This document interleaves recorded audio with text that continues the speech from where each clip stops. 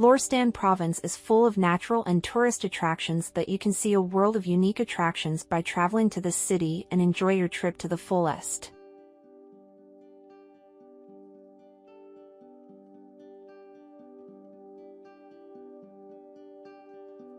White Waterfall is one of these attractions located in Aligarh's city of Lorestan and is known as the beautiful bride of Iran's waterfalls.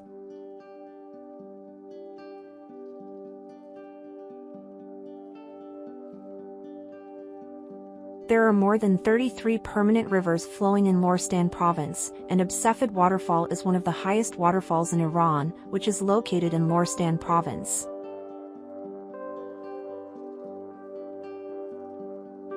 Access to this waterfall is very easy and can be one of the best options for spending your free time.